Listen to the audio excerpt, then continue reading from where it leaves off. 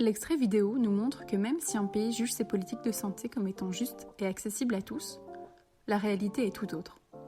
Certaines parties de la population souffrent d'inégalités de santé, et ce, souvent dû à leur statut socio-économique moins élevé. Cette vidéo est donc dédiée à l'analyse des inégalités sociales en termes de santé, et nous allons tenter de donner des réponses à la question suivante. Comment le statut économique impacte-t-il les inégalités en matière de santé, et comment ces dernières se manifestent-elles ? La littérature scientifique a tenté de répondre à cette question via de nombreuses études et théories. En voici certaines qui permettent de comprendre ce phénomène.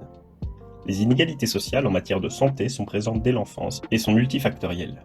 L'environnement, le style éducatif et les habitudes de vie sont des précurseurs déterminants du niveau de santé tout au long de la vie.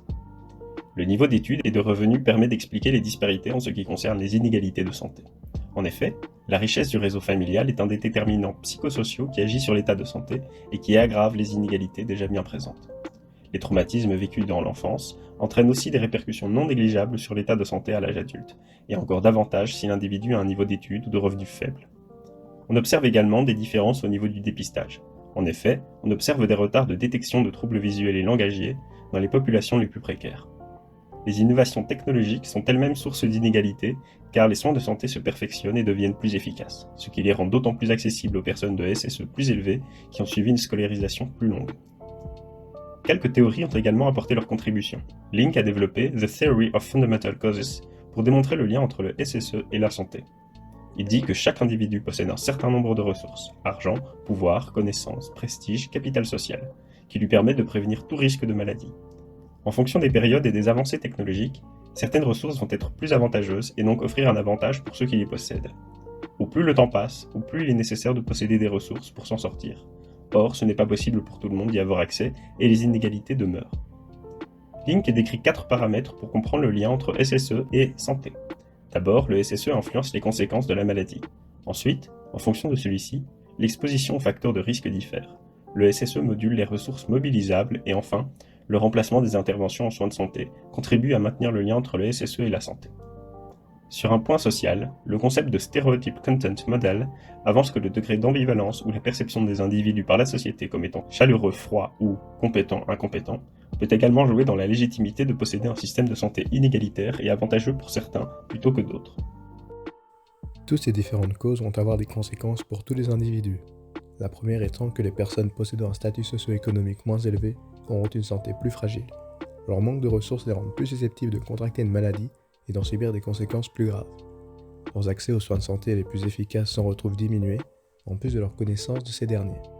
Les individus de statut socio-économique plus élevé consultent plutôt les médecins spécialistes que les médecins généralistes et ont plus de comportements de prévention. On constate que c'est la population des chômeurs qui est le plus souvent affectée par les problèmes de santé. On se retrouve ensuite dans un cercle vicieux, car ces problèmes de santé nuisent à leur carrière professionnelle et donc à leur possibilité d'augmenter leurs revenus par la reprise d'un travail dans le but d'améliorer leur état de santé. Mais les chômeurs ne sont pas les seuls à être victimes d'inégalités. En effet, 70% des salariés concernés par un cancer appartiennent à la classe ouvrière, ce qui prouve que les inégalités de santé ne sont pas une problématique uniquement explicable par le niveau de revenus. Il y a même des répercussions sur la société entière. Dans les pays les plus inégalitaires, on observe un degré d'ambivalence plus élevé. Cela veut dire qu'au plus les individus sont jugés comme étant soit chaleureux, soit froids, ou soit compétents, soit incompétents, au plus il y aura d'inégalités. Les individus pensent être plus avantageux que les autres sur leur dimension et maintiennent la situation comme telle. Malgré ça, la littérature nous offre peu de pistes de changement concrètes contre ces inégalités, mais certaines existent. De meilleures politiques sur le salaire minimum, la sécurité sociale ou encore l'admission à l'université pourraient aider les individus à posséder des ressources plus ou moins équivalentes.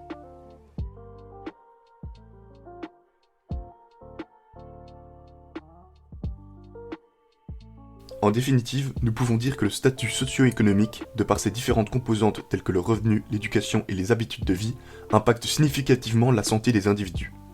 Les systèmes en place font que les individus possédant un statut socio-économique plus élevé gagnent des avantages grâce à leurs ressources et que peu de choses sont mises en place pour tenter d'équilibrer la situation. Cela a des conséquences désastreuses pour les personnes les plus précarisées qui ne possèdent pas les informations nécessaires pour obtenir les mêmes traitements.